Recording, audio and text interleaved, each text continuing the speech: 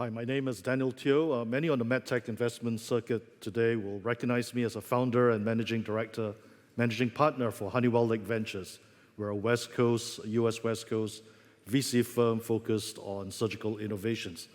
For today, I'm speaking as a board member at Picard Medical, one of our portfolio companies, and its 100% subsidiary, SynCardia Systems. They're the manufacturer of the world's first and only FDA-approved total artificial heart, or TAH, that's now poised for significant growth over the next few years. Now, because we're on track for a public listing, this presentation is provided for your information only and is not a solicitation to issue or sell any securities. The customary safe harbor provisions, disclaimers, and risk disclosures here can also be downloaded from our website and from the LSI Summit website. Now, the TAH, or total artificial heart, is a mechanical device that replaces the full functions of a failed or failing heart in cases of end-stage biventricular failure. It addresses a $30 billion market share, TAM, of which we are the dominant, if not only player in most markets, in a potentially $5 billion SAM. It is approved by the FDA under a Class 3 PMA as a bridge to transplant and has a strong track record of clinical successes with over 2,000 implants already.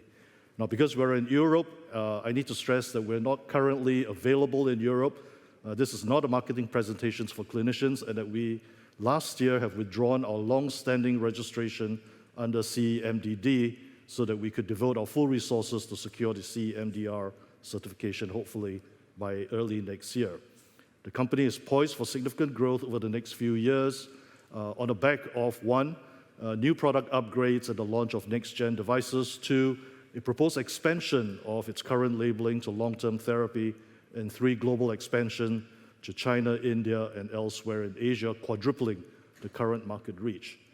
As mentioned earlier, financial audits have been completed and a proxy statement filed with the SEC for a reverse merger with a NASDAQ-listed SPAC. So, God willing, Picard Medical will become a listed company by the year end at a valuation of about $480 million.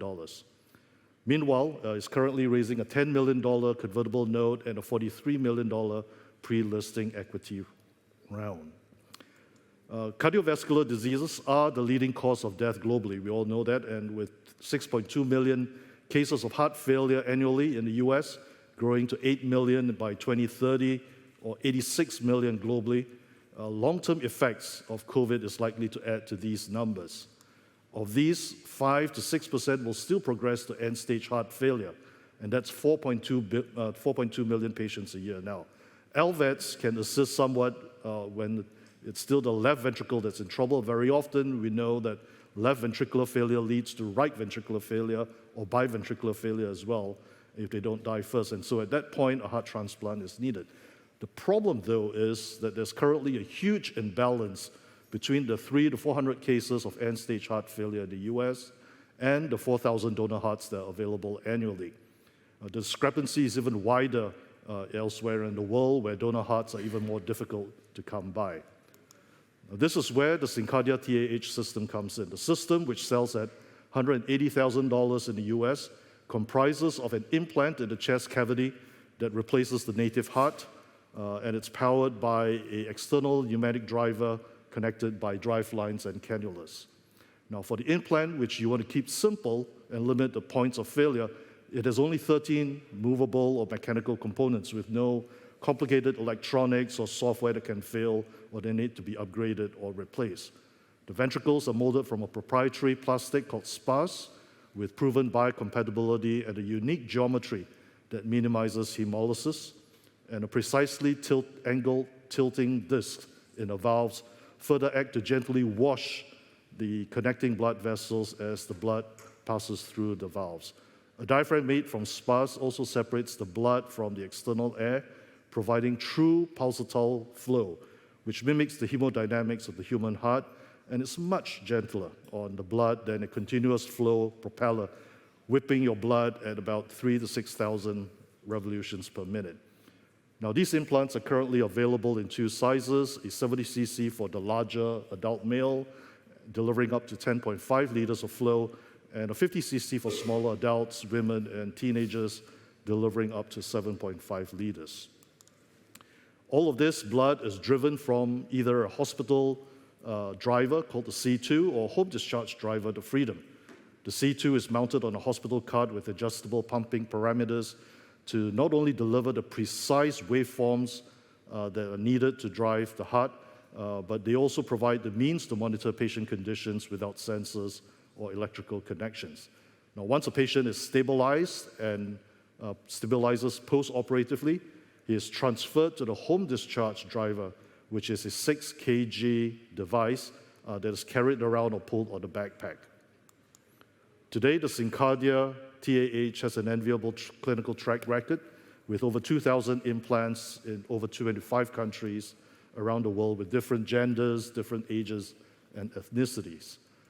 Most of the patients present themselves with some form of dilated or restrictive cardiomyopathy, but they also have niche users in congenital heart diseases and in graft rejections. Dozens of clinical studies have been published in medical journals, have demonstrated its efficacy as a bridge to transplant. Two are discussed here, and the rest are available and can be viewed from our company website. This pivotal article from the New England Journal shows that patients bridged to transplant with a TAH have almost twice the survival rate versus a control group of equally ill patients who are waiting for a transplant without a TAH. Now, in almost all of the cases where the TAH patients do not survive, they die not because of device failure or from heart failure, which can't be possible because they don't have a heart, but most frequently from other organ failures. A similar study in 2020 by NONS confirms a similar sort of survival profile with 75% of the TAH patients surviving up to 10 months or more. Remember, by the time these patients come onto the TAH, more than 80% of them are Intermax 1 and 2, and for those familiar with that scale, they represent the sickest of the sick patients in cardiovascular and people who are facing imminent death. So some of our patients don't necessarily get a transplant right away, and some may never will for various reasons, maybe medical or for personal reasons. So about 8% or so far, 180 of our patients were on the TAH for more than 2 years, and the record duration being 6 years and 9 months. And right now, as we speak, we have alive 2 patients who are fast approaching their 6th anniversary. These patients are kept alive not in a vegetative state in a hospital, discharged home on the Freedom Driver, enjoy a high quality of life with considerable mobility and leading very normal lives. And here's Johnny playing golf just 2 months after his implant with an artificial heart. And you can see in this photo the driver next to him. Here are more of our amazing ex-patients who, while on the TAH, do crazy things like hiking 1,000 kilometers in Alaska, box, run, play basketball, go on hunting trips, or spend precious time with their children or grandchildren. In the US, we have already had 2 pre-sub meetings with the FDA to discuss expanding the labeling from bridge to transplant to long-term therapy. And I expect to make a full submission by year end, and we're very confident about our success rate there. In Europe, we expect to submit our MDR application by the year end as well, and expect to return to Europe on an accelerated approval pathway because this is not a new device, and so approval will be based largely on all data that was submitted for MDD. Reimbursement by the US CMS is under the DRG 001 with the highest of the DRG codes that pays up to $425,000 per implant. We're also covered by, per procedure, rather. We're also covered by most private insurance in the US that pays somewhere between $600,000 to $700,000 for each procedure, compared with the $180,000 price tag for an implant. This works well for most hospitals, and if it happens that a discharged TAH patient returns for a donor heart, the hospital gets to be paid twice for 2 procedures instead of 1. So in the pipeline, there's a series of new product upgrades that we have put in place that will make the device more user-friendly, softer, with more features. The second generation Freedom Driver, remember the first one is a 13-pound or 6 kg backpack. The second generation Freedom Driver, available by 2025, will be reduced to a 2 kg device that can be worn around the waist and it's even quieter at 45 decibels. We're working on the third generation driver that can fit into the chest cavity, and depending on where TED's technology is at the time where it's available in 2027, this could be the world's first fully implantable total artificial heart. As I talked about long-term therapy, we're quietly confident about application for that indication. Compared to the LVAD's successful application for long-term or durable, as a durable product, a durable device, we have a larger sample size with better clinical outcomes than the LVAD and expect approval in the next 12 months. Finally, in global expansion, we have a Chinese subsidiary that has already started the registration process with the NMPA, and in India, where we're getting the highest ASP at $200,000 per implant, we're waiting for our first implant.